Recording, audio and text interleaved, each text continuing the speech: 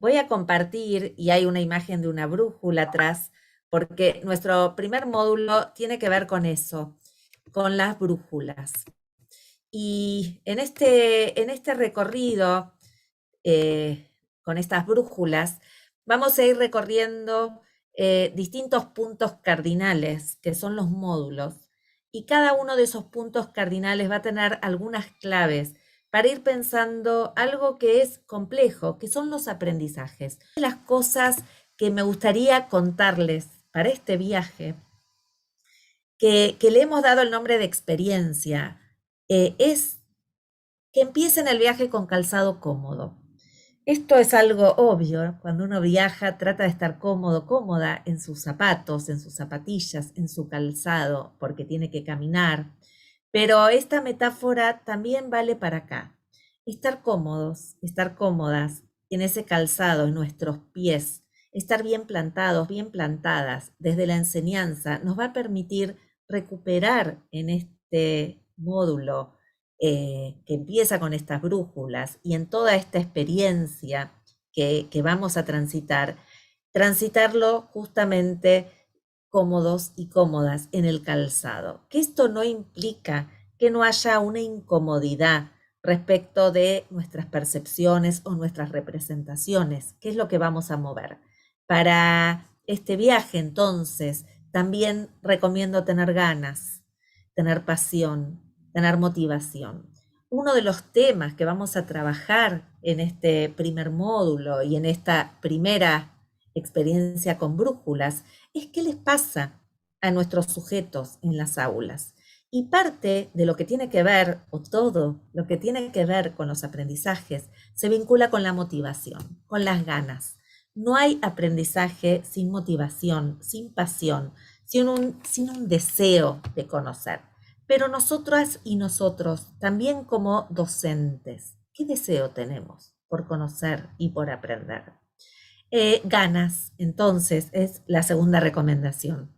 Mochilas livianas porque va a ser un transitar que no es sencillo en respecto de los contenidos. Van a encontrar contenidos que quizás lean por primera vez, porque tienen que ver con los modos de aprender, con la cognición, con cómo se aprende hoy con las tecnologías, pero vamos a terminar, y ahí lo ven en el punto 10, con mochilas pesadas, en términos de ideas, de experiencias, de recorridos, de grupalidad, y vamos a recuperar de esa mochila liviana a esa mochila pesada que aprendimos a lo largo de todo este proceso. Para eso, por supuesto, hay que dejarse atravesar por la experiencia. Es lo más difícil. Este punto es el más difícil. Nos cuesta mucho movernos de algunos lugares, nos cuesta mucho pensar en los sujetos que habitan las aulas, porque aprenden distinto de cómo nosotros aprendíamos, no los motivan, no les motivan las mismas situaciones, los mismos contenidos, las mismas actividades, entonces nos cuesta. Pero para eso tenemos que movernos nosotros también, ¿no? Nosotras también, dejarnos atravesar por esa experiencia. ¿Qué es lo que tiene de interesante entonces este camino que vamos a transitar? Es que podemos empezar por donde quieran. ¿Qué es eso de empezar por donde quieran? Van a ver un módulo con muchísimo contenido. Y lo primero que les diría en este viaje es no se asusten, porque el contenido quizás resulte difícil, quizás lo vean un poco alejado, pero lo vamos a ir acercando justamente a sus miradas, a sus ideas, a sus condiciones, a su situación particular dentro de cada escuela, dentro de cada disciplina, con su grupo de estudiantes. Pueden empezar por donde quieran. ¿Qué significa? Que quizás empiecen por la actividad. La actividad del módulo 1 se puede hacer ya si quisieran, porque es recuperar las voces de los aprendizajes. Y la pueden ir haciendo en los mismos grupos en los que estuvieron, o la pueden ir haciendo en parejas, pero digo, no hay una linealidad.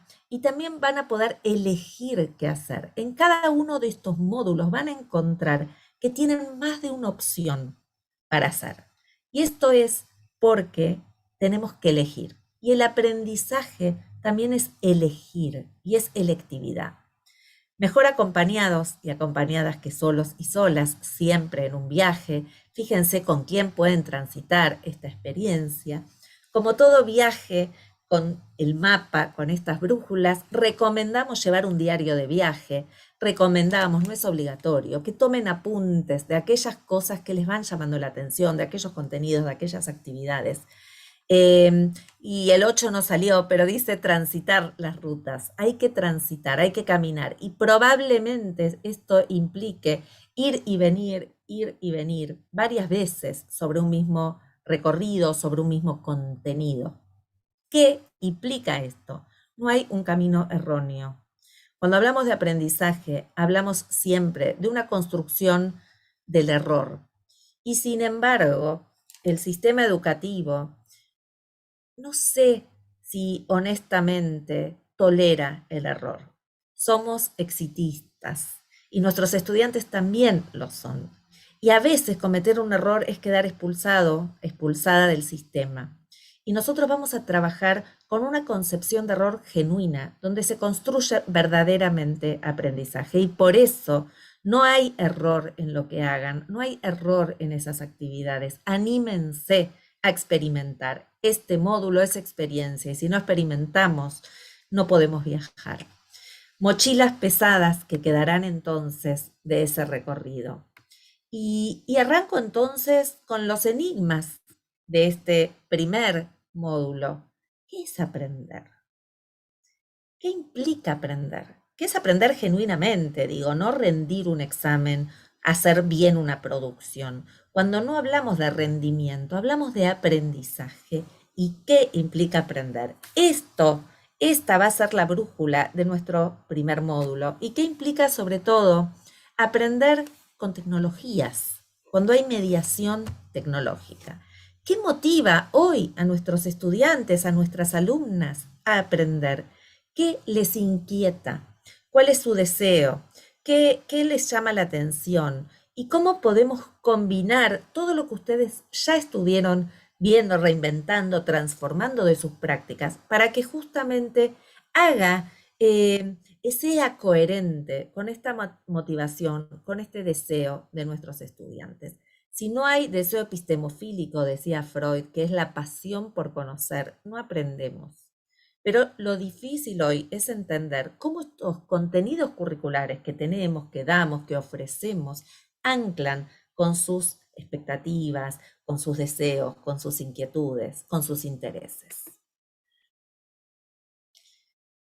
Me centro acá en algo que ya empezaron a trabajar y vamos a profundizar un poco más, y es qué rasgos tienen estos escenarios digitales que de alguna manera producen en algunos casos obstáculos, en otros casos pistas y ayudas para el aprender. Fíjense que nuestra lupa va a estar todo el tiempo en los aprendizajes, nuestros aprendizajes como docentes y los aprendizajes de nuestros y nuestras estudiantes.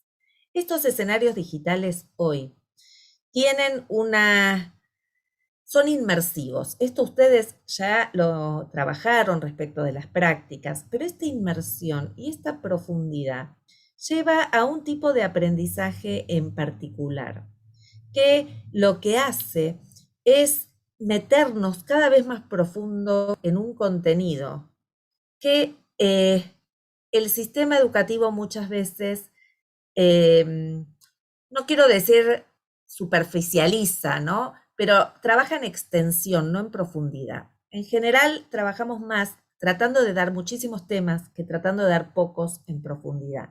Ya es un debate que Perkins trajo en su momento, extensión o profundidad. Y la pandemia trajo, entre todas las cuestiones que fueron tan difíciles para el aprender, que fueron tan complejas para el aprender, la propuesta de la esencialidad, contenidos esenciales. ¿Cómo podemos recuperar esa esencialidad?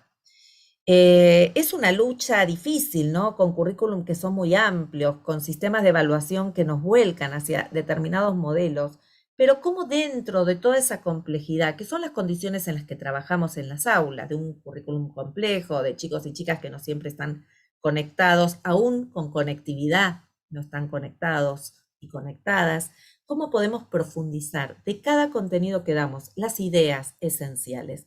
Es un ejercicio para hacer, porque en lo que respecta al aprendizaje, no aprendemos tantas ideas ni tantos conceptos. En nuestro paso por el sistema educativo, y ustedes van a hacer ese ejercicio de pensarse, lo que se aprende profundamente quizás no sea mucho. Y lo que muchas veces queda como esa huella del aprender, probablemente no sean los contenidos, muchas veces sean las vivencias y las experiencias en relación con esos contenidos. Y esto nos permite poner un parate en nuestro camino y repensar nuestras brújulas. Pero por otro lado, las tecnologías nos aportan una idea hermosa que la vamos a recuperar hacia el final de nuestro viaje, y es la expresividad, la posibilidad de no solo aprender, sino mostrar que aprendemos desde distintos lenguajes. Puedo mostrar que aprendí algo con una canción, puedo mostrar que aprendí algo con una tabla, con un texto, con un video, con un audio, con un meme. Todas esas son formas de expresar comprensión. Y sin embargo, vamos limitando esa expresividad, esos lenguajes maravillosos que tenemos para, como decía Eisner, formas de representar el contenido, se van acotando, se van reduciendo a lo largo de nuestro paso por el sistema educativo. Los escenarios digitales hoy trabajan con algoritmos que van hiperpersonalizando, ¿no? Fíjense que uno tiene casi con un celular, no estoy hablando de grandes tecnologías, solo con un celular ya nos llega la información segmentada, de acuerdo a nuestras búsquedas, de acuerdo a nuestros recorridos, a la geolocalización. ¿Qué vamos a querer nosotros y nosotras docentes para personalizar un trayecto educativo que no sea dado por un algoritmo, sino que sea dado por conocimiento profundo de las trayectorias escolares? Y esto también lo vamos a recorrer. Inmersión, expresividad, personalización y el riesgo de la fragmentación. Las tecnologías fragmentan la información. Hoy tenemos información en TikTok, tenemos información en Google, tenemos información en YouTube, tenemos información, ustedes mismos tienen información en distintos canales. Y esta fragmentación atenta contra una construcción convergente del conocimiento. Fíjense que en esta complejidad y en estos escenarios que vamos a ir trayendo a lo largo de este viaje por el multiverso de la experiencia, tienen que ver con rasgos que no son sencillos. Pero lo menos sencillo que tenemos hoy son nuestros propios sesgos. ¿Qué son los sesgos? Son formas de mirar la realidad. Todos y todas tenemos sesgos porque miramos la realidad desde nuestro lugar, desde donde estamos, desde nuestro mundo. Y esto afecta las maneras de entender y de aprender también, y de entender el aprendizaje. Algunos de estos sesgos tienen que ver con falta de evidencia. Esto es, ¿qué datos tenemos de nuestros estudiantes y de cómo aprenden? ¿Qué datos que no sean las evaluaciones, aún las evaluaciones continuas? ¿Tenemos otros datos? Tenemos datos, por ejemplo, que no sean derivados de estas evaluaciones o de las actividades y que tengan que ver con lo emocional, con sus condiciones. Si algo pasó en pandemia es que entendimos más profundamente que si no hay condiciones para aprender, si no hay familias que sostengan, una escuela presente y chicos y chicas con condiciones emocionales, no hay aprendizaje. Entonces, estas evidencias empíricas lo que construyen es un modo de trazar estas trayectorias. ¿Cómo trazamos trayectorias escolares sin evidencia empírica acerca de cómo aprenden? Y vamos a ir viendo cómo se construye esa evidencia empírica acerca del aprender. Pero tenemos que mirarlo ampliamente. La evidencia empírica es todo lo que refiere a un sujeto que aprende, sin reduccionismos. ¿Y por qué tomo la idea de reduccionismo? A mí me hicieron en la pandemia un montón de preguntas, ¿no? Como a varios de los que trabajamos en estos temas. Y una de las preguntas que me hacían era, ¿cómo sé que aprenden mis estudiantes en la virtualidad? Me le hicieron un montón esta pregunta y a mí me dejó resonando y pensando, ¿cómo sé que aprenden en la virtualidad? Y yo les devolvía, ¿y cómo saben ustedes que aprenden en la presencialidad? ¿Es lo mismo aprender que rendir?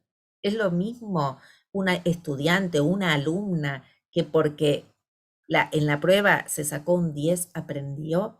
¿Qué entendemos? Y acá por eso quiero que se despojen de esos prejuicios, de esos preconceptos, que veamos qué implica aprender en toda su complejidad, porque el aprendizaje en realidad se da en el largo plazo y muchas veces no lo vemos de tercero o cuarto grado, lo vemos de cuarto a séptimo, lo vemos de séptimo a segundo año, porque el aprendizaje real, profundo, se da a largo plazo. Entonces, tratar de ampliar la mirada, de evitar esos sesgos, es importante. Por otro lado, la relevancia. ¿Qué de lo que enseño es relevante y qué aprendizajes son relevantes hoy para nuestros jóvenes, para nuestros chicos, nuestras chicas, en el lugar en el que están, para darle futuro? Hablamos y yo escuchaba un poco y miraba lo que ustedes empezaron a producir y a pensar. Uno quiere una escuela inclusiva, pero una escuela inclusiva también tiene que ver con darles la oportunidad de seguir aprendiendo a lo largo de toda la vida y de ser personas críticas, de ser personas reflexivas, de ser personas autónomas y de tomar decisiones. ¿Qué decisiones toma un estudiante a lo largo del sistema educativo? ¿Cuántas veces decide algo, un contenido, un grupo en el que está, la escuela en la que a veces le toca transitar su escolaridad? Deciden poco y sin embargo queremos sujetos reflexivos, críticos, que tomen decisiones, autónomos. Y entonces tenemos que revisar qué es relevante, qué experiencias van a ser relevantes para estos sujetos, teniendo en cuenta que lo que queremos es darles futuro, futuro que sigan aprendiendo, que tengan un lugar en la sociedad, que la puedan transformar, que sean críticos, que sean reflexivos. El aprendizaje muchas veces, sin darnos cuenta, tiende a pensar un sujeto homogéneo. Terminamos muchas veces dando clase para un sujeto que construimos en nuestra cabeza, que es el alumno, la alumna medio, ¿no? Los que van más rápido, los que van más lentos, se nos salen de esa homogeneidad. ¿Cómo generar rutas alternativas para la diversidad, para aquellas que necesitan un empujón más o que están realmente en otras condiciones o que van muy rápido y también nos perjudican en nuestra clase preguntando cosas que otros quizás todavía no entendieron? Pero la homogeneidad es un sesgo, porque el aprendizaje es diverso, nadie aprende igual, ni las condiciones son iguales ni homogéneas. Los algoritmos hoy nos traen un problema muy serio. Y cuando digo los algoritmos, no hace falta tener hiperconectividad. Con tener un celular ya estamos teniendo acceso a la inteligencia artificial. Y lo vamos a ir viendo esto. Pero la inteligencia artificial con el algoritmo lo que genera es una autonomía restringida. Ya casi y cada vez decidimos menos. ¿Cómo vamos a generar autonomía, no? Fíjense que todas estas preguntas son preguntas que vamos a ir trabajando, que vamos a ir recuperando en relación con los aprendizajes. Y para eso, quizás el nudo más complejo de este primer módulo, de estas brújulas, sea entender cuáles son las corrientes que hoy teorizan acerca del aprendizaje mediado tecnológicamente. Son distintas porque miran otros objetos, porque tienen otros intereses, otros objetivos. Y quizás, vuelvo a decir, es la parte conceptual más densa en términos de contenido. No necesitan empezar por ahí, pueden terminar por acá, pueden leer una corriente o una tendencia, después hacer una actividad, después mirar un enlace y después ir a otra tendencia. El conectivismo de lo que nos habla es de los sujetos hiperconectados. Y cuando digo hiperconectados, vuelvo a la idea de no es necesario tener conectividad todo el tiempo para estar hiperconectados, ¿no? Podemos estar hiperconectados con un sencillo celular que va de un video de TikTok a YouTube, a algo en Instagram. Y lo que mira esta perspectiva o esta tendencia es el ecosistema de medios en los que nos movemos, porque no nos movemos en un solo medio. vamos saltando de plataforma en plataforma. Y cada plataforma tiene una lógica, tiene una razón de ser, tiene un sentido distinto. Y además tiene como una forma de performatizar al sujeto de manera distinta, ¿no? No es lo mismo los 140 caracteres de Twitter que la historia de Instagram, que el estado de WhatsApp. Entonces, cada una va generando en este ecosistema una idea de una red en la que interactuamos, donde lo que más se hace, ¿no? Y esto lo voy a recuperar un poquito después, es que se termina asociando información, porque saltás, esto tiene que ver con la fragmentación de la que hablaba, saltás de un lugar a otro y esta fragmentación te lleva a conectar ideas, no necesariamente a comprenderlas. Conecta sujetos, conecta sitios, conecta ideas, conecta, no necesariamente se comprende lo que se conecta. Y esto tiene que ver con estos estos entornos personales de aprendizaje, que lo que hacen es visualizar, y esto ustedes lo van a ver y lo van a hacer si quieren, porque todo esto va a ser como consensos, vamos a ir generando, ¿no? Las actividades que tienen que hacer para el finalizar, pero sí tienen algunas actividades intermedias que las pueden explorar, es qué sistema usamos nosotros, qué plataformas, cómo construimos nuestro entorno personal. Usamos Google Site, usamos Zoom, y estas plataformas configuran nuestro propio ecosistema de medios, que es donde estamos, que es donde nos movemos, que es qué somos en estas redes en función de nuestras interacciones y elecciones. ¿Por qué elegimos estar acá y no estar acá? ¿Por qué nos gusta Twitter y no Instagram? ¿Por qué no nos gusta tal? ¿Sí? Y entonces va configurando nuestro entorno personal.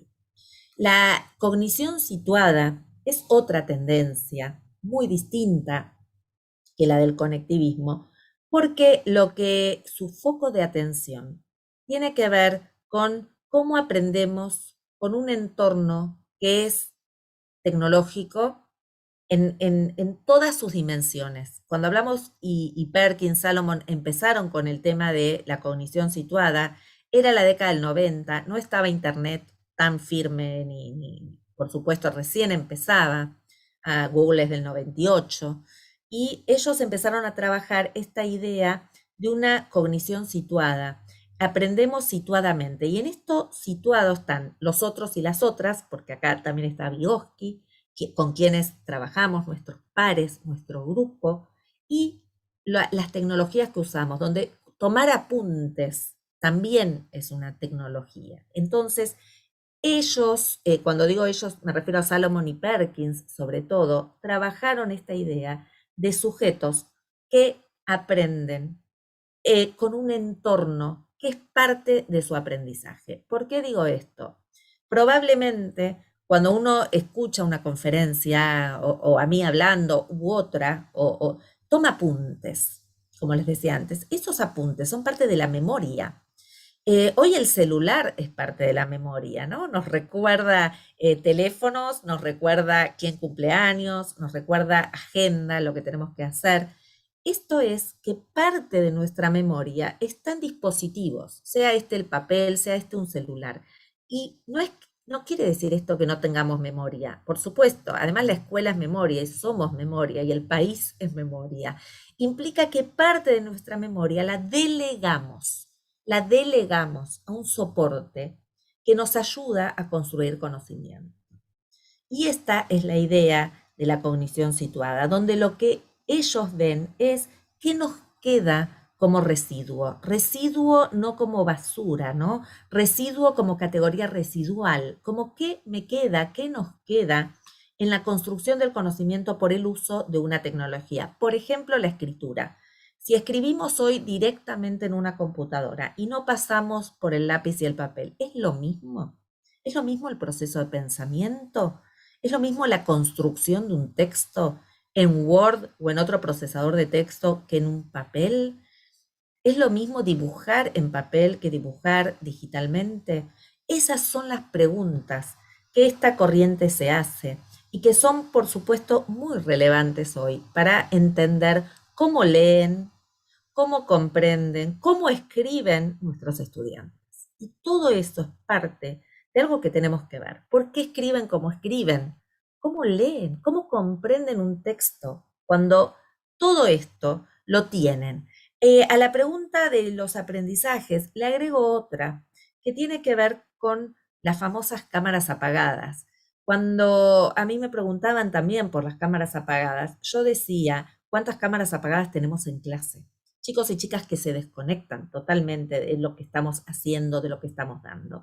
Y esto también es relevante en la cognición situada. ¿Quiénes son? ¿Cómo aprenden? ¿Con quiénes se sienten cómodos? Si hablamos de trabajo colaborativo, ¿qué construyen realmente en colaboración? ¿Se respetan, se escuchan, se valoran todas las opiniones? ¿Cómo llegan a un documento compartido en un drive, etcétera, etcétera? Todo esto parte de esta segunda tendencia, que es la de la cognición situada, que van a leer, que me pueden preguntar, que quizás tengan dudas y las vamos a ir trabajando o las van a ir trabajando también con el hermoso equipo de coordinación y de tutores que tienen ahí para acompañarlos y acompañarlas, que son un 10. Quiero decirles que son un 10. Y por supuesto, la tercera tendencia que tiene que ver con aprendizajes invisibles. ¿Y qué es? ¿Por qué invisibles? Porque son invisibles a la escuela. Porque tiene que ver con todas las experiencias que se dan fuera del marco de lo escolar y que sin embargo son relevantes. Chicos y chicas que juegan videojuegos, chicos y chicas que forman parte de inteligencia colectiva en redes, videoactivistas, que quieren ser parte de una corriente de influencers, donde todas esas experiencias no son visibles y donde ahí hay más horizontalidad, porque nuestros chicos y chicas recorren esos espacios y quieren también ser parte de esos entornos y de esos espacios. Y vamos a recorrer también esos aprendizajes que quizás no sean visibles para la escuela, pero que son sumamente valiosos en términos de experiencias. Estas son entonces tres de las corrientes que vamos a recorrer. Cada una tiene sus postulados, sus ideas. No es necesario elegir una, es necesario entenderlas, porque prácticamente lo que hoy pasa en la escuela, sea en primaria, sea en secundaria, sea en jardín o sea en universidad, es que hay una mezcla de los aprendizajes. Ninguna está en su estado puro. ¿Qué rasgos entonces entendemos que hoy tienen los aprendizajes? Y acá hablo en general, porque son rasgos que traspasan un nivel y una disciplina. Cuando yo les decía lo del conectivismo, les mencionaba que viajan de un lado a otro, que van recorriendo una plataforma, otra plataforma, un sitio, hay un rasgo que tiene que ver con la horizontalidad. Y esto es que Internet no jerarquiza ninguna información. Toda la información que circula en las redes o que circula en Internet tiene igual valor, igual jerarquía. Los enlaces son arbitrarios, los pone un programador, pero el resto de lo que circula en Internet tiene igual jerarquía.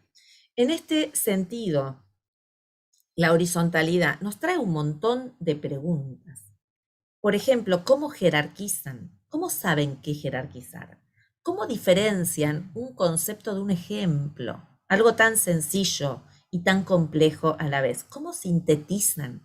¿Qué herramientas tienen para sintetizar toda esa big data, toda esa maraña de información que circula con esta horizontalidad? También trae el rasgo de la autoridad. ¿Quién es la autoridad frente a esta horizontalidad?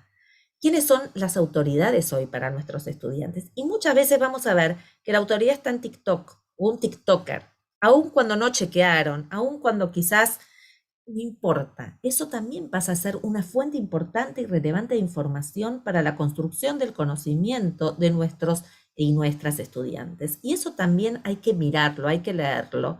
Y por supuesto puede ser que nos enoje, pero es un rasgo de época y de los aprendizajes que tenemos que recuperar, porque nos están pidiendo ayuda para jerarquizar, para entender cuáles son los conceptos relevantes. No tienen esa comprensión. Y el segundo rasgo tiene que ver con eso, asocian más que comprenden. La comprensión es más profunda, es poder transferir de un modo distinto la información, De lo que nos habla la comprensión es de conocimiento, de lo que nos habla la asociación es de información. Y no es lo mismo información que conocimiento.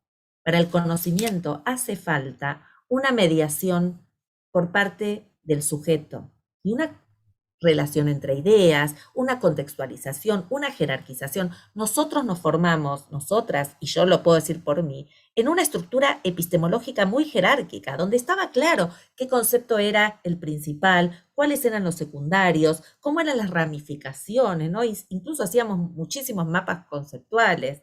Y esto hoy tiene otro valor y tiene otro cariz, y asocian más que lo que comprenden. Entonces vamos a empezar a ver cómo se genera comprensión. Y la comprensión no se genera con muchísimos contenidos. Se genera con esto que empezamos a decir y empezamos a ver, que tiene que ver con recuperar 2 o 3 ideas centrales en cada asignatura, el concepto que permite relacionar con otros, ir ayudando a nuestros estudiantes, a nuestras alumnas, justamente a armar una red de conceptos donde las relaciones promuevan comprensión. La comprensión es poder decir con las propias palabras, producir algo original y algo que no hacemos mucho en la escuela, y es que formulen una buena pregunta. Yo recordaba a Freire, ¿no? Y la pedagogía de la pregunta, pero en general la pregunta la seguimos haciendo nosotros y nosotras. ¿Y por qué no darles la oportunidad de que formulen una buena pregunta? Ese sería un momento en el que uno visualiza que comprendieron un tema.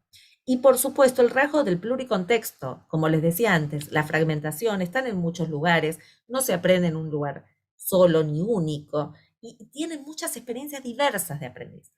Y que la escuela puede ser el lugar, la escuela y la primaria, la secundaria, el nivel en el que estén, en el año que estén, en el grado que estén, puede ser el lugar en el que converjan justamente todos los tipos de experiencia.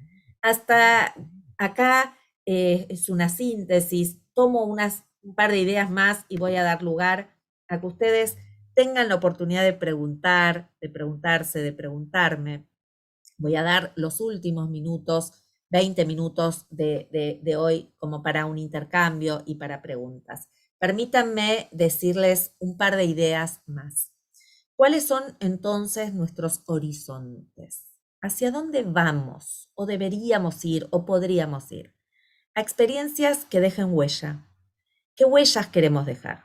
¿Qué huellas son poderosas, tomando lo que ustedes vieron ya con Mariana? ¿Qué aprendizajes relevantes? ¿Qué aprendizajes son profundos? ¿Qué experiencias son significativas?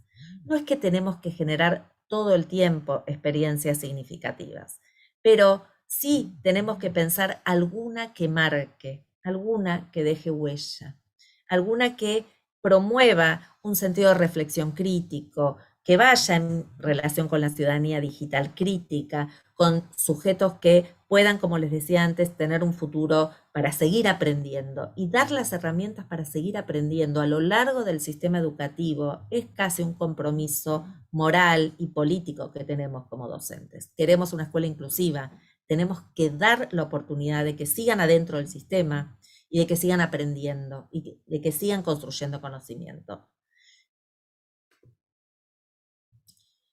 Bueno, estas son algunas de las ideas que traje. El módulo tiene mucho más, como les decía, vayan viéndolo, tienen tiempo, tienen tutores, tienen coordinador, tienen un montón de acompañamiento para que ustedes acá se sientan acompañados y acompañadas.